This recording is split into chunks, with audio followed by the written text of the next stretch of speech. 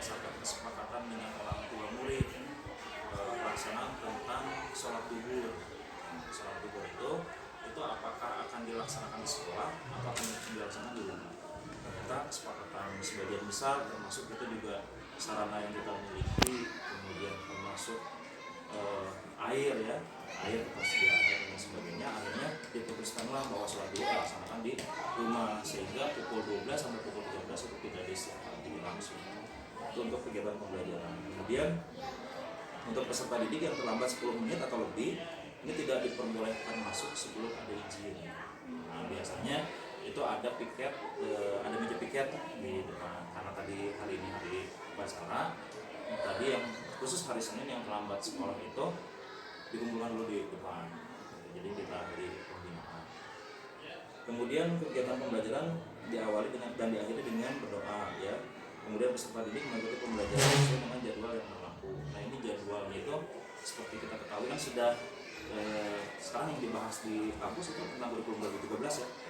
Nah, kurikulum 2013 sudah tahu berarti jadwalnya, ya, jadwal pembelajaran seperti apa, mulai dari perencanaan dari tema, subtema, kemudian sampai pembelajaran kan sudah dijabarkan. Kemudian peserta didik pulang setelah jam pelajaran akademik atau kegiatan tambahan berakhir. Nah, biasanya khususnya untuk kelas 1, kelas 2 itu jam tambahannya itu biasanya untuk latihan membaca dan menulis. Kemudian peserta didik yang pulang karena sakit atau keperluan lain dalam jam pembelajaran itu harus mendapatkan izin dari wali kelas maupun dari guru piket. Kemudian peserta didik yang tidak masuk karena sakit atau hal alasan apapun itu harus izin ke sekolah. Kemudian piket kelas dilaksanakan sebelum dan sesudah kegiatan pembelajaran sesuai dengan jadwal. Nah, terkait dengan kehadiran, kita tuh kemarin dalam rapat itu disampaikan, karena kan di kita tuh kalau misalnya awal tahun pembelajaran itu biasanya ada rapat orang tua, kita mengundang, kita sosialisasi program sama orang tua, ya.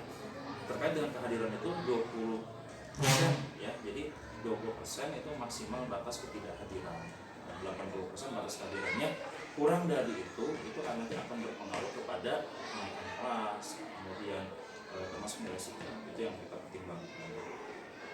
Nah, kalau upacara itu kita laksanakan setiap hari Senin, ya, hari Senin. Nah, selain hari Senin, lalu hari-hari berikutnya apa? Nah, Cimahi itu punya kebiasaan seperti ini. Jadi setiap hari itu anak sebelum masuk kelas itu kita lakukan pembiasaan dulu di lapangan bersama-sama. Hari Senin itu upacara bendera, hari Selasanya itu kegiatan literasi, jadi kita baca buku bersama. Kemudian hari Rabunya menyanyikan lagu nasional dan juga lagu-lagu daerah. Hari Kamisnya, nah hari Kamis itu di switch, ya. Jadi untuk kelas 1, 2, 3 itu Asmaul Husna di kelas. Untuk kelas 4, 5, 6 melaksanakan pembiasaan sholat duha di lapangan. Kemudian untuk hari Jumat itu senam kesegaran jasmani, itu bersama-sama untuk pembiasaannya.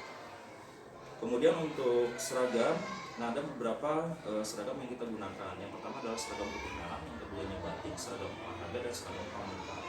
Adapun jadwal penggunaannya untuk Senin Selasa itu menggunakan seragam putih merah biasa. Kemudian untuk hari Rabu itu menggunakan seragam batik merah, dan untuk hari Kamis itu seragam Nyunda. Jangan lupa tadi Nyunda, ya, jadi hari Kamis itu Nyunda. Nah, asalnya di Cimahi itu di switch. Jadi hari Kamis itu Minggu ganjil, minggu ke-1, 3, 5 itu menggunakan seragam Nyunda. Kemudian minggu ke-2, 4 itu biasanya menggunakan batik. Tapi kalau seperti itu saya lihat kita nggak pernah seragam-seragam di sini tuh. Ada aja yang lupanya karena persepsi tentang minggu pertama, kedua, ketiganya itu berbeda-beda gitu. Makanya kita ngambil kebijakan bahwa sudahlah, hari Kamis itu sudah Nyunda itu semua. Kemudian untuk kegiatan untuk seragam pramuka itu digunakan setiap hari Jumat, dan nanti kedepannya guru juga setiap tanggal 14 itu wajib menggunakan seragam. Kemudian ekstrakurikuler.